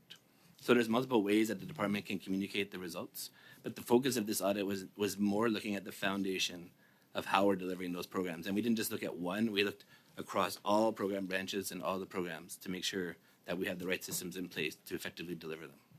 So thank you. So if I want to look at the outcome of the project and the progress made today, I should look at the result and the result report by each one of those streams and look at the projects and look at the aggregates of what was the target and what's been achieved. Have you had, as an auditor, have you had a chance to look at that interim report or progress report? And can you tell me whether we are tracking we are ahead or we are behind? I mean, I can only go based on the work that I've performed in the department, and we're not tracking that per se. Like, you can find other reports to find that information, and the Auditor General has done a good job over the last few years to report on our progress. So, okay, so I got about 45 seconds. Where would I go specifically to get that result? So you can look on our website. There's evaluation reports. There's also the departmental results framework where they're putting the departmental results report on there, where you can get that type of information. And I may be missing some things, and I'll have to get back to you after talking to departmental officials. Okay. So just to close, the focus of your audit was more on the financial side and the management of the process, rather than on determining whether the outcome has met the objective of the process. Okay. Yes. Thank you very much. Thank you, Mr. Chair. Thank you, sir. Now, Mrs. McNulty, please. Merci. Thank you very much, Chair. My first question, for the funds that are sent out internationally, is there any way that the public at large can find out how the monies are used? It would seem that there's no business or organization that uses the funds for another purpose. The department and ask departmental officials to get a proper response on that one. Merci. Je vais revenir sur le... I'd like to come back to the challenge of growth. I understand it. It's not easy to manage growth, but we know that there are management problems, that there are implementation problems, not only in your department, but in several other departments. Quebecers and Canadians that are following this matter are perhaps more concerned than I am even about this subject. It's because it seems to be a subject that is quite commonly discussed. Here in Canada, it almost seems like we're building from zero over and over again. It's incredible. So your department, of course, is you can speak to. But what can you do to reassure people as quickly as possible that the taxpayers' monies are being used efficiently and effectively? Thank you very much, Mr. Chair. So I believe that the implementation of the management action plan will address a lot of these issues, and there's timelines associated with the implementation of these action plans. Merci. Thank you. Thanks. Mrs. Blaney, please. It's always interesting to see how when flashing lights happen, we all get very startled in this place. So, I have a couple of questions, and again, thank you for being here, and I've learned a lot today. One of the things that I do want to come back to is we did talk about how many Indigenous applicants were labeled medium or high risk, and that with that review process, there was a clear identification that there wasn't really any paperwork providing a meaningful rationale. And I appreciate that they were reviewed and there's an ongoing process in place to address that issue. What does that mean for the current people who have an agreement? When that was identified, was there anything done with the current agreements? Because we know that the oversight requirements increase. There's a lot of additional administration costs for recipients when they are rated this way. And if there's nothing saying why they were rated this way, what happens in terms of your process of providing feedback about what should happen with those current agreements that have not been properly dealt with? Thank you. I guess the 2 points I would make is that we're going to track the implementation of the action plan through the follow-up process that we have in place. But your question goes beyond that, and actually what is happening from the program manager perspective and from the departmental perspective on how are we going to fix some of these issues if they have led to inconsistent practices across multiple recipients. So that is a good question that I can bring back to the Center of Expertise for Grants and Contributions. Well, thank you for that, because I hate to think that that was found out and then the people who are in those contracts are not going to get the support that they deserve. with the system. So I guess the other thing is, could I get clarity? So I know that this audit was done prior to that. When was the last audit done? The last audit of grants and contributions that looked more beyond more than one program was in 2019. Okay, and so now that this system, is there any plans to have it be a more normal thing or more frequent activity, or is there any discussions about what that might look like? So the evaluation plan will do evaluations of individual programs, and then we're just about to launch our current process for the development of our in 2025-2030 plan. And through the consultations and through our risk assessment, we will look into is there any further risks that we need to explore with respect to grants and contributions, Okay. and then we would consider that in development of our plan. Okay, thank you. That's my question. Thank you. Thank you very much, Mr. McDonald. Before we send you on your way, if you don't mind, I just have a couple of quick questions myself.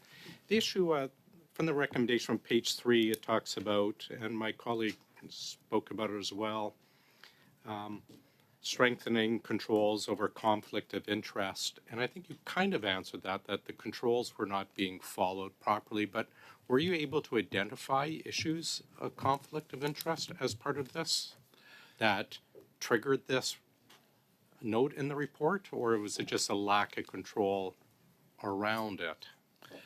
So there's two aspects. There's the values and ethics code of public servants that we all have to follow, and we have to sign every year that we're going to adhere to the values and ethics code of public servants. But there's also, when you're a program manager in the grants and contributions, you before you make decisions, you should really reflect on, am I in a conflict of interest position?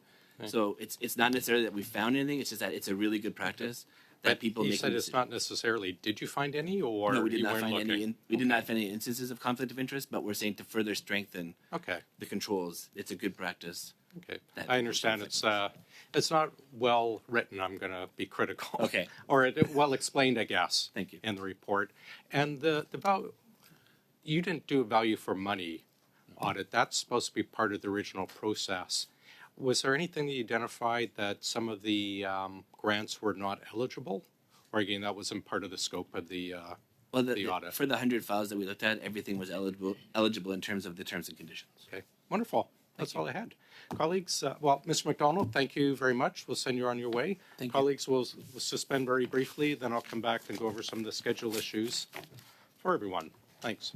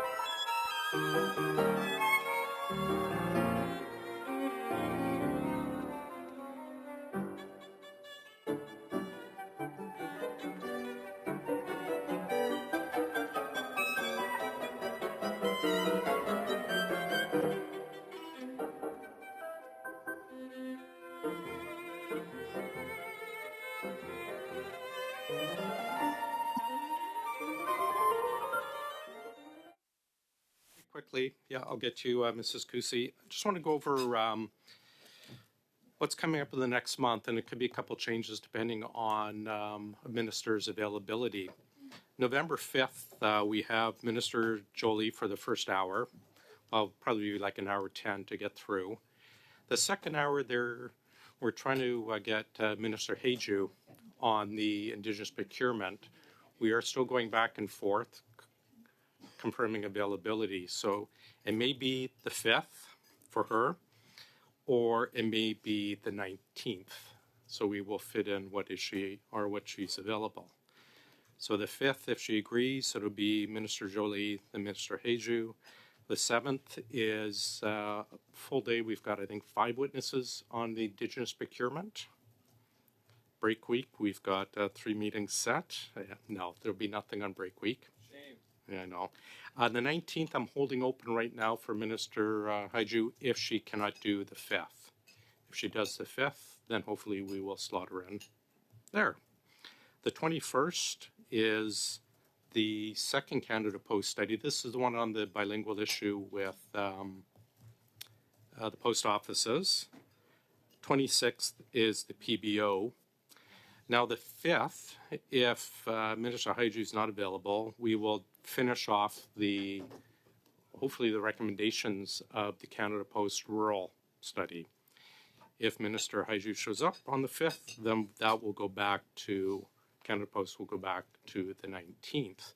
Now I do have one issue, and then we'll get to Mrs. Kusi and then Mr. Souza, unless it's a question on the schedule.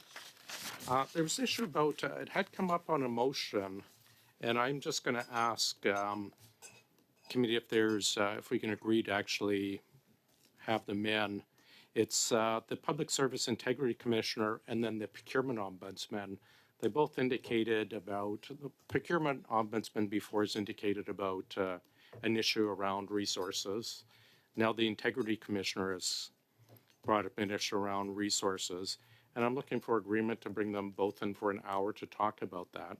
I think they're both obviously very important to our committee because they are part of the OGO world.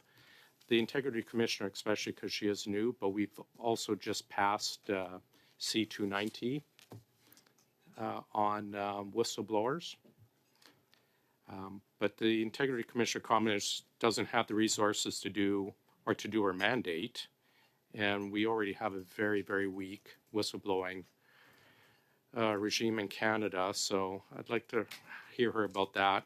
And then the Procurement Ombudsman made a comment, we're just not able to do what is necessary for it on an existing budget. So somewhere in there, not on Remembrance Day, I promise you. If we're fine with that, we'll slot them both in for an hour. Mr. Chair, can we? I think Charles is Oh, sorry, I didn't mean that. On the schedule? Yeah. Yeah. And we've had this discussion many times in the past. I know that the majority of the committee has spoken on a number of occasions. And I think it's necessary and that I want to move forward and I want to reinforce, Rachel, it's the first time you're part of the committee, but I just want to be able to reiterate some of the concerns that the committee has had. And I'd like to move a motion in regards to it. And it reads as follows. This is again regarding scheduling. Mr. Sousa, I went to, because it was beyond the schedule. There are other people in front of you. It's about scheduling. This is all about scheduling. Okay. This was just about the schedule put forward. So there was someone else in front of you. I should have gone to her first if you wanted to do a motion, but I am talking. What is the issue on the schedule? Well, I'd like to read it to you, if I may. No, I'm not asking about the motion. I'm asking about your issue, because if it's a specific motion. The motion makes it very clear what the issue is in regards to scheduling, and okay. it's I will basically, I will get to you after Mrs. Kusi. I think I want to discuss it because we have had these discussions often. We've had many. Mr. Sousa, let me interrupt quickly. I put forward just the schedule that we've basically agreed to coming forward. I'm concerned. If I you am wish talking to about put a motion, we'll do a motion, but after the one that I've put forward, just asking the committee opinion about the ombudsman, and then we'll start an order, which was Mrs. Kusi. So we have a discussion around this committee many times around scheduling. You've kindly given us a little bit more of a preface as to what is happening, which is welcome, but it hasn't always been the case. And I think it's important for us to have this discussion now that we're having it, to elaborate further in terms of what some of the concerns are by members of this committee. And I think it's important for us to, again, reiterate and explain what those are for the benefit of where we're headed. Let me ask you, do you have a motion you'd like to put forward? In which case you do, then we will get to the issue I brought up first. Then we'll recognize Mrs. Cusi, because I told her to get back to her. But the motion is in regards to this very issue. I'm sorry. So this is very much in regards to what you're talking about. That's not the question I asked, Mr. Sousa. It's a very straightforward question. If you Yes. have a question on the schedule, I It will seems answer to me- it. If seems you'd to me- like to put through, let me finish, Mr. Sousa. If you have a motion, then we'll hear your motion. But I did bring up the fact I wanted feedback on the issue I brought up first regarding the procurement ombudsman and the Public Service Integrity Commissioner. And then Mrs. Cusi had her hand up. As soon as I open this, I will go to her, then we'll get to your motion. So if you want to do your motion, that's fine, we'll get to it. But if it's just a question regarding the schedule, then I'll answer that. This is all about the scheduling. That's Is my it a point. question regarding the schedule or a statement regarding the schedule? If it's a question, I'll answer it. no, If no, it's a statement and motion, we'll get back to you. So And you'll have your time. I feel like I'm trying to have an open discussion on a matter that I think is critical to us, to all of us here. And some of the issues that have taken place that I think need to be reminded and corrected so as not to be repeated. And I think I want to be able to, I think some of us want to have that discussion Okay. in regards to I'm your going schedule. to- Yeah. Okay, so you don't have a question on the schedule. You'd like to have a discussion on it. So that's fine. I will ask what we want to do about the procurement ombudsman and Okay, the Public point of Service order. Integrity Commissioner. Yeah. Then we'll go to Mrs. Cusi. Then we'll That's go to great, but Mr. we should deal with Sousa. my point of Then order we'll go to first. Mrs. Blaney. You have a point of order? Go ahead. So my point of order is that I actually don't know what we're talking about because I went to the bathroom because you told us we had some time. So if you could reiterate what we're talking about so that I have the Sure. context, I would really appreciate Certainly, I just explained to the committee what the schedule is going forward with our witnesses, and it's dependent on whether the Minister Haiju comes in. I had asked the committee if we'd like to move ahead with bringing in the procurement ombudsman. I think you were here for that, and the Public Service Integrity Commissioner. And then Mr. Sousa wanted to have a discussion on the schedule. it. So just for clarity's sake, was there any dates included in that? Yep. Okay, could I have those dates? Sure. November 5th is Minister Jolie, and that's on the global affairs for the New York apartment. And then possibly second hour, Minister Haiju, Okay. if she agrees. If she doesn't agree, then we'll have Canada Post, Okay. which I assume will be Mr. Backrack. Yeah. November 7th, we have witnesses on Indigenous procurement. The 19th, we will possibly have Minister Haiju. That's our backup date. The 21st is from the Canada Post motion that we passed, which is on the bilingual issues around Montreal. And the 26th was the PBO, which we agreed to last week. So the schedule put forward. So, Mr. Sousa, I will, if, Do I not have the floor still? No. Like, I never conceded. I mean, I believe I have the floor and I believe I have we're the not, right. we're not having a debate, Mr. Sousa. I don't want to have a debate. I want to So- move it forward based upon the Okay. issue of our schedule. I will get to your motion. So it sounds like it's your motion. I don't understand We why will- you're not allowing me to put it forward when I have the floor. Because, I have the Mr. floor and I Sousa, proceed. I explained very clearly, there's a couple things preceding that. One, I had asked for UC about if we can move forward to the Public Service Integrity Commissioner and the Ombudsman. Mrs. Cusi had her hand up. I stated I would get to her as soon as I was done. So I will go to Mrs. Cusi, and then we'll go to your motion if you wish to put through. It's in your regards to motion. scheduling. The motion, I'm talking It's about motion. the issue around It's not- scheduling that okay. you've moved forward a lot of stuff here, and I think it's important for us I'm to. happy to answer them, but if you have questions on the schedule, that's great. But if you want to move a motion, then we'll get to it after the issue I brought forward, and I'd recognize Mrs. Cusi first. Again, that's part of the issue that we want to respect on this chair, Well, and I we don't will get believe to it that you're afterwards. adhering to it, Mr. Chair. Our colleagues, I'd asked regarding the procurement ombudsman and the Public Service Integrity Chair, Commissioner point of on their order. commission. Point of order. Chair, I I have. had a point of order as joined well, this meeting Chair. Go ahead, Miss Shanahan. Mr. Sousa Please wait till had I the recognize floor. you before you start talking your point of order. very Sorry, I So we're think not talking over each other. Go ahead. Chair, I had a Very Yeah, good. I'll get to Mr. Genos. Chair, it was very clear that you would recognize Mr. Souza. He moved a motion and that he has the floor. Thank you. Chair, Go ahead, Mr. Genos. yeah. So just respectfully of colleagues, I think we can all maybe just learn a bit about some aspects of process. So you can't have more than one substantive motion on the floor at the same time.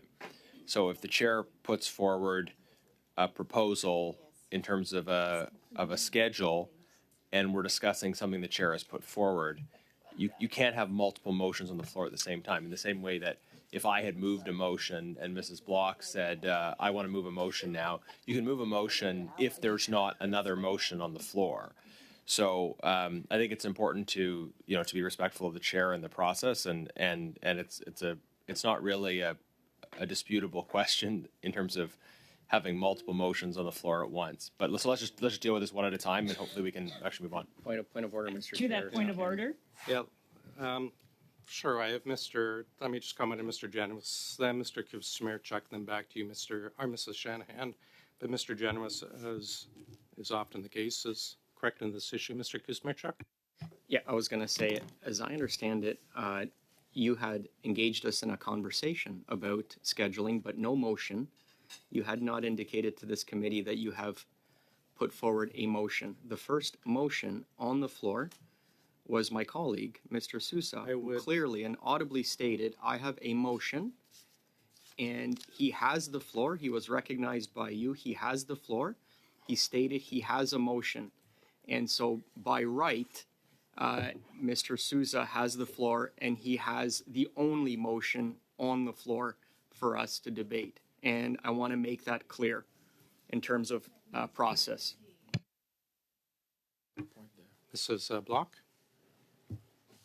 On that point of order, Chair, I'm sure we could go back and look at the blues of what just transpired, and it's my understanding that the chair was asking for unanimous consent to invite two of these officers, two of these commissioners to this meeting. And when Mr. Sousa asked to intervene, he said, is it on this schedule? And that's exactly how it happened. And you can go back and take a look at what was said.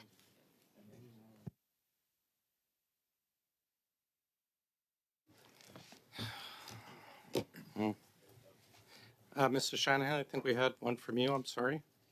no. Did we hear it already? Mr. Kmizarek made my point. Thank you.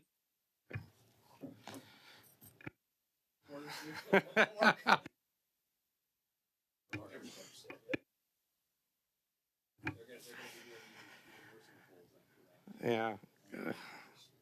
Colleagues, I'm trying to get through the day and address all of the issues in a, sometimes we do it in a rather informal way, but I have stated and I've ruled that I believe that, Mr. Genos made the comment that I believe is correct, that we were on a different order of business. I will try and get to, we've got 25 minutes, Mr. Sousa. We will be able to get to any discussion and any motions on this. So I'm going to just move forward with if we can agree or not agree regarding the procurement ombudsman. Then we'll get to Mrs. Kusi, then we'll get to Mr. Sousa.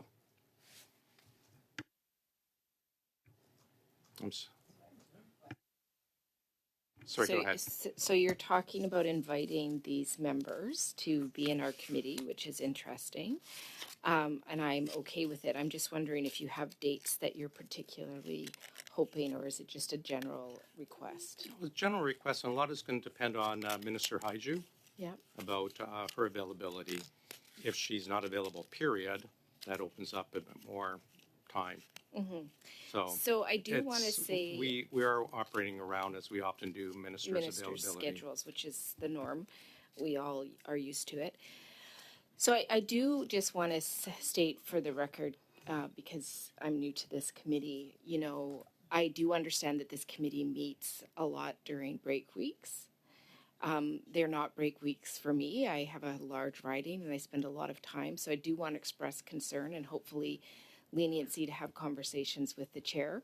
Some of the areas of my riding that I might be in, the connectivity is a challenge. Some are quite great and it just depends on that. So I just want to bring that to the committee's awareness, and I hope that we can be respectful, because if we had great internet everywhere in the world, I think that would be great for the country. But like I've some worked, of the I've worked and members lived here, on the island, and I hear you. yeah. So And I just state I we would will like not be to here just say 2 weeks that from that if now. we can have some consideration for that, because some days just may not work for me because I book well ahead, as I'm sure everybody else does. So I hope that we have an open dialogue around that. Yeah, 100%. And on that note, I just wanted to say to my colleague, I 100% appreciate what you just said. I 100% back you up on that motion, or excuse me, on that point.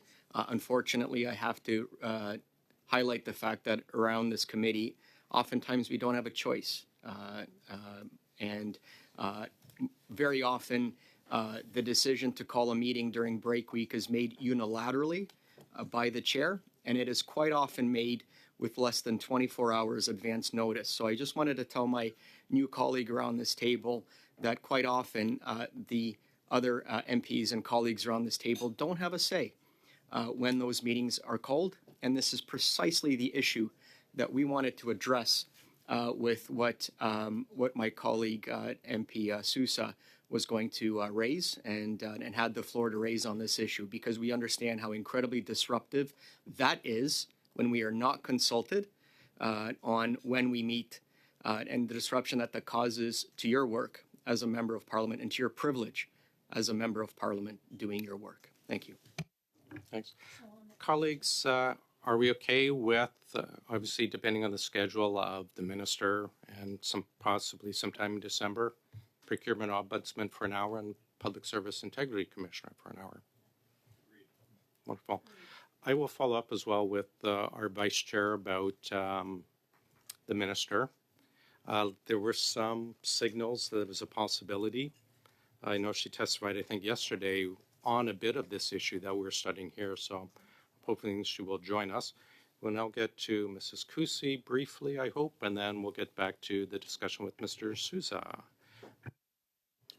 Thank you very much, Mr. Chair. And further to the events of early last week, and I'm sure as our new member of the NDP becomes briefed and familiar with the happenings of this committee over the last several months, they will be further informed as to the situation which we were dealing with early last week around the former CIO of the CBSA.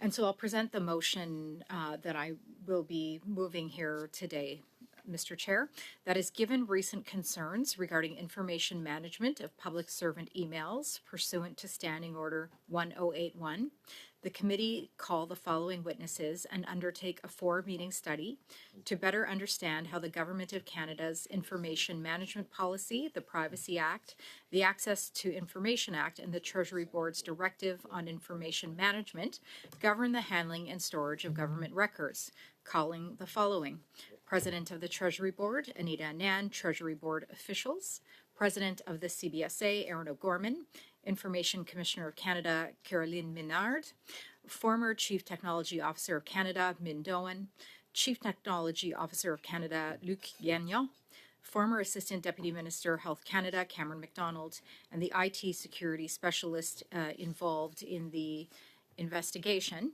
As I indicated, Mr. Chair, I, along with, I'm sure, many other Canadians and those who follow the Government Operations Committee, have been in confusion and disbelief over the order of events of Min Doan's emails. To briefly review the timeline, on February 23rd, 2023, Min Doan was alerted that there is an access to information request on his email. On February 27th, 2023, he states that his PST file has been corrupted and has impacted his emails available for the ATIP. In December of 2023, an IT employee submits a complaint to the internal investigator Michelle Lafleur and describes the event as follows. When I had my conversation with Mr. Doan, the things he was telling me or saying he was advised to do made no sense. I've never heard of a vice president or an individual who receives VIP treatment in regards to IT related to tasks taking it upon themselves to move files or organize information in the way he suggested he did. In January of 2024, his email deletion is announced in the Globe and Mail, and Mindone responds, I'm deeply concerned that this all seems to be part of a pattern by certain individuals to deflect attention, to blame me for their actions and decisions, discredit and harm my reputation, despite growing evidence that demonstrates I had no relationship with any of the vendors in question. On June 5th of 2024, Mindone appears at this committee and states that the CBSA and SC have no backups of his corrupted emails, which is then followed by an email communication to this committee in October of 2024, where Aaron O'Gorman writes to the committee stating that this backup does not exist and all local files were deleted when Mindone left the CBSA, and as his email address was deleted upon departure. The bottom line is, Mr. Chair, something happened here whereby the CIO of CBSA inconveniently had his files corrupted days after they were sought under the Access to Information Act. And I will add, Mr. Chair, that this CIO went on to become the Chief Technology Officer of Canada. So whether it was their malicious actions in the face of sound process or failure of the process, we must get to the bottom of finding out what happened so that this does not happen again in our public service and in the face of Canadians. Mr. Chair, our study of ArriveCAN may be coming to a conclusion, but the level of process failure, the incompetence or the poor actions of individuals must be determined for the good of all Canadians and the confidence of all Canadians moving forward, Mr. Chair. So I will conclude my opening comments there after having moved this motion. Thank you very much, Mr. Chair. Thank you. I had Ms. Blaney, was it regarding just getting a copy, or were you putting your hand up to speak on this? Please, it's floor is yours. And then we have Mr. Sousa. So thank you for this. I don't have a lot of concerns with it. I do have an amendment I'd like to move, but prior to that, I just have a quick question. You also talk about inviting the former Assistant Deputy Minister Health from Health Canada, Cameron McDonald. I'm just wondering why that person in particular.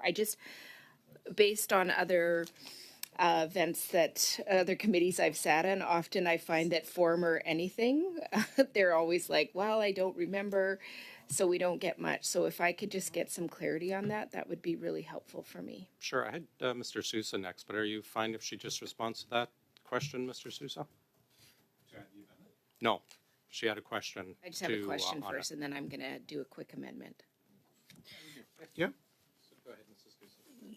Yes, Mr. Doan did indicate that he was limited in his conversations with the vendors, and I believe that Mr. McDonald will add useful information in the corroboration of determining exactly what happened, again, to learn going forward. I believe that Mr. McDonald is part of the piece in finding out if this was, if there was a problem with the process, or if it is the malicious actions of an individual. Okay, that helps. So is it okay to offer an amendment? Yeah, please go ahead. If you have a copy of it, send it to the clerk. It's already been done. Thank Isn't you. that excellent? So at the Such an end of improvement over the Mr. motion, all I want to have added is this, and that the committee agreed to conclude the study after hearing from these witnesses and move on to the review of a draft report, that the committee present a report to the House and request a government response. Thanks. My understanding, we've already started on the draft report, and my understanding this would be separate from the draft report because this is on the emails as such, or the lost emails. Was the intent to include it in the... But I understand that this is a motion for a new study.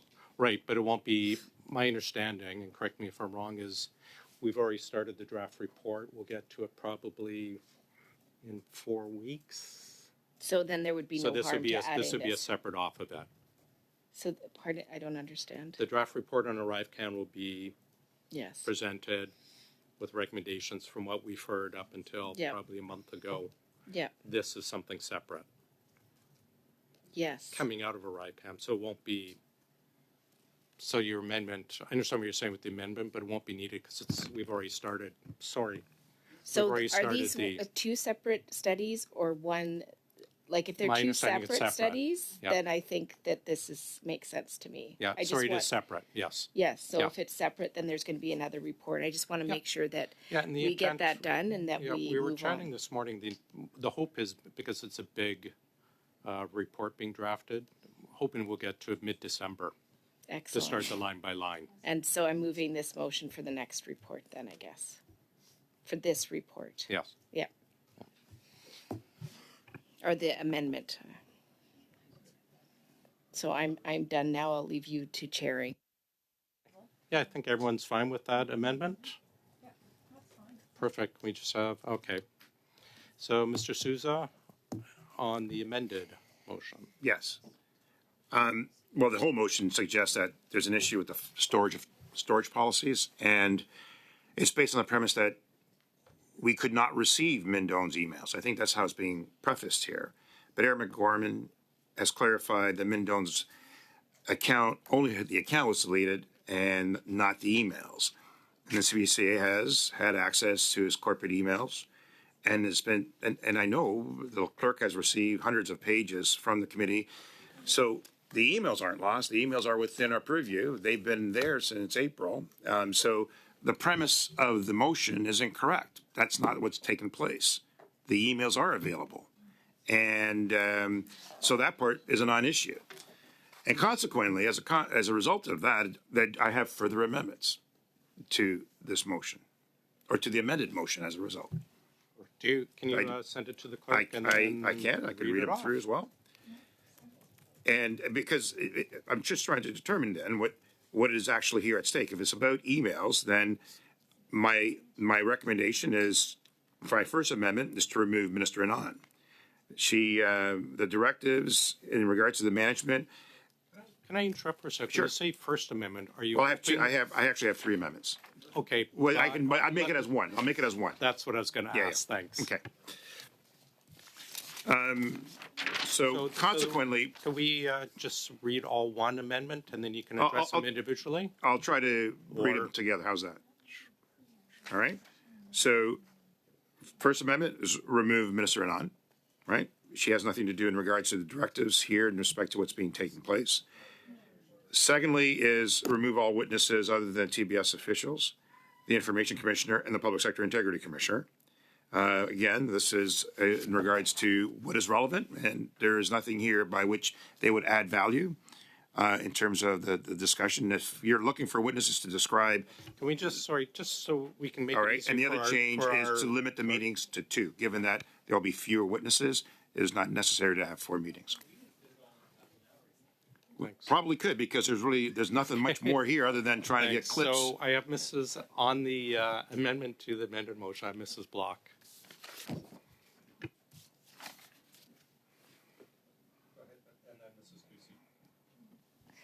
Thank you very much, Chair. I think there's some confusion around what the motion actually is asking for, and the example that was given in the follow-up where the mover had the opportunity to speak to the motion, and she provided a situation where this was an issue. So if you take a look at the motion itself, it is in regards to storage policies and how information is managed. And so we're not looking at delving into a specific issue, but on a more broader level. And that is why all of these individuals have been invited to appear to clear up the confusion that there seems to be as a result of the ArriveCan incident and the discrepancies that we heard from Mr. Mendon, the discrepancy that came out with the correspondence that we received from Aaron O'Gorman recently. So it's highlighting an issue, but it's not the issue. The issue is, how is information stored? How is it kept? And when there's a need to access that information, will it be there when we need to, if anything like this ever arises again?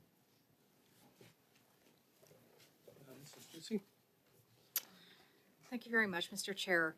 I would like to point out the absolute relevance of the motion relative to the most recent letter received by Aaron O'Gorman, where she indicates in the second last sentence of the letter, this was referring specifically to backup copies of emails in a PST file, a digital file folder created by an employee on a desktop computer that was corrupted. No backup copies exist of this PST file. Those two sentences in themselves indicate the necessity of looking into this. The fact that an employee, never mind the CIO, of the CBSA, can create the backup copies in a PST file, that they can move them to their desktop computer, that they could be corrupted within their own desktop computer, and then corrupted beyond recall, so that they cannot be examined in situations like ArriveCAN, which require the evaluation of all the email. And the last sentence that she gives, no backup copies exist of this PST file. Well, then if we don't know, if we don't have backup copies, we don't know what were in this PST file. We don't know what information we don't have. So my point is, the most recent communication from Aaron O'Gorman absolutely indicates the necessity of this motion and of this study. And further to the omission of the president of the Treasury Board, you will recall in the motion that I presented, moved last week before receiving the second communication from Aaron O'Gorman, the chair had indicated that in an attempt to determine from the information commissioner the possibility of registering a complaint that this information that we were not able to access, or why this information was that it was stored how it was, if this was acceptable, she indicated that she had no jurisdiction over it, that we actually had to go to the president of the Treasury Board, because the situation which we found ourselves in without access to these corrupted emails was under the purview of the Treasury Board's directive on information management, which is governed by the president of the Treasury Board, Anita Anand. So this is absolutely a study that is needed, as I indicated in my opening, to ensure that we completely understand the processes, we understand how this came to happen so that it doesn't again. And it is clear, both from the directives which oversee the possibility of this situation occurring again. These directives come from the Treasury Board, and so the president of the Treasury Board should be here to answer for that, Mr. Chair. That was incredibly verbose, but I believe I've made my points. Thank you. I have Mr. Kuzmierczak, and then I have Mr. Sousa. Thank you, Mr. Chair. I know that you wanted to say a few things, but I wanted to say that we are absolutely in agreement with a study on information management, on information storage. I think that adds a piece of the puzzle to the overall work that we're doing here in terms of process. That part we support. We feel that, as has been tradition, is that we listen to the officials when we're dealing with process and an issue, we don't call the minister up front. We talk to the officials first to get an understanding of the issue and what the process looks like from the officials' perspective. So again, removing Minister Anand from that to us makes sense, and it adheres to what has been traditionally the way that we've done things here at committee. At the same time, I do believe that removing Mr. Adone and Cameron, the only thing that they add to this discussion is politics, and doesn't add any insight or anything additional to this study. And so I absolutely do support removing from this study again anyone but the officials. That's as my colleague has stated.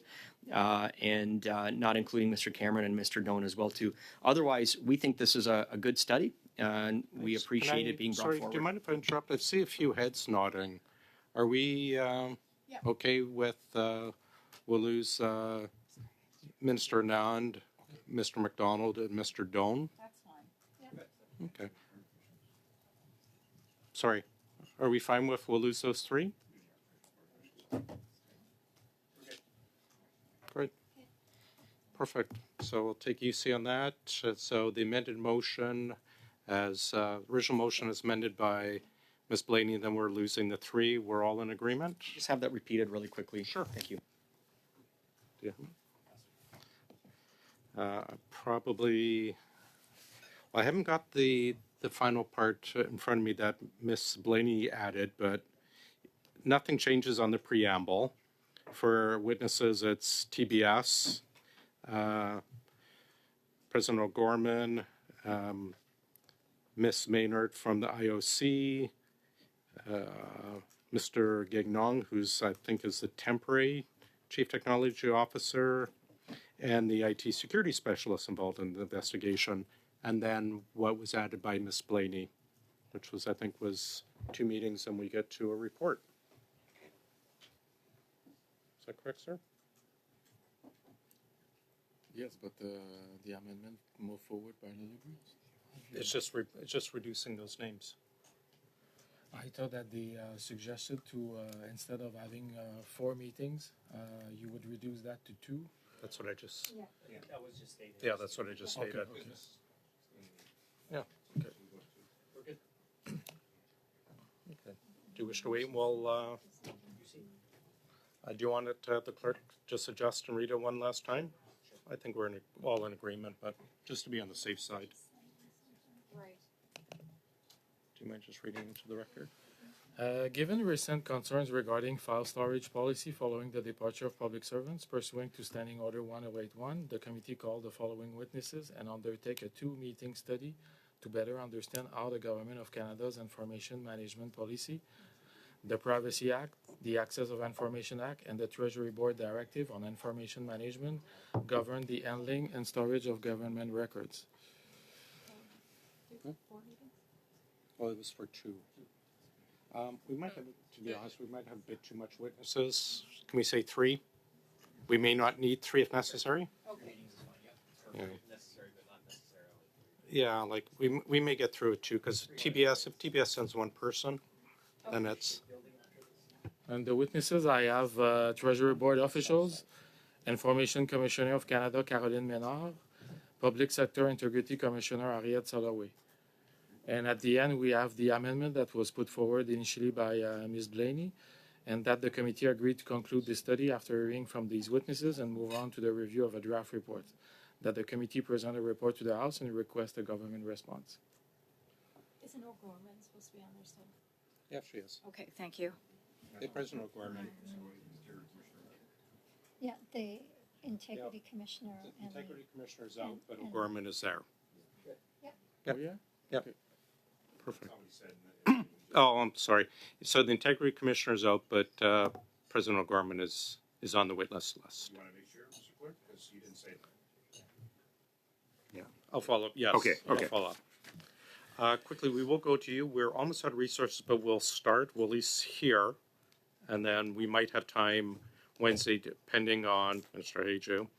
Very briefly, actually, I'll follow up with you, Mr. Kuzmirchuk, regarding submarines afterwards. Go ahead, Mr. Souza. We're very short of time, but we can at least get started, and I want to hear from you. Thank you, Mr. Chair. I'd like to move a motion. It reads as follows. That given the chair made a unilateral decision to cancel the meeting on October 10th, 2024, then called a meeting with less than the usual practice of 48 hours of notice during constituency week without consulting with other parties, the committee members requests that the chair, A, adhere as much as possible to the committee's usual schedule, and B, for meetings called outside standard scheduled times of the committee or not due to a 106.4, the chair consult and obtain agreement from members, and C, respect a minimum 48-hour notice period, and D, that particular attention and respect to these requests be given during non-sitting weeks.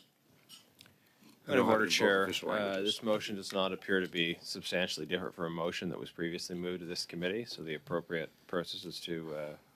The motion hasn't been distributed, so I think it. I mean, it's not entirely clear, but this appears to be virtually identical to a motion previously moved. So the proper procedure would be to seek the resumption of debate on the previous item. But maybe you need to reserve judgment on that until it's seen and distributed. I don't know, but you can't move a motion that's substantially the same. Sure, before I get to, it is pretty much identical, and we're almost out of time. Are you able to perhaps take it back, massage it a bit more, and then re-present it, Mr. Souza? Well, I can massage it all you want, and I made references. It's not a matter of massaging, but it does have to be substantively different. And it's just one item I think was changed on it. So I'm wondering, and again, we're almost out of time anyways. So rather than just I think it's important time, if I may, Mr. What Chair. I'm going to say, we're almost out of time, so I think he may have to just. We're going to have to address this at another time anyways. So I'm wondering, Mr. Chair, I just want to remind everyone in this room that whatever we've done in the past, regardless of what has been stated, it's not been adhered to. I think it's important for us to resubmit the motion or put this new motion forward to substantiate the wills of the committee. Thank you. Okay. I'm going to suggest that it is not substantively different enough, and that perhaps do so and update it a bit for our next opportunity. With that, we're out of resources. We are adjourned.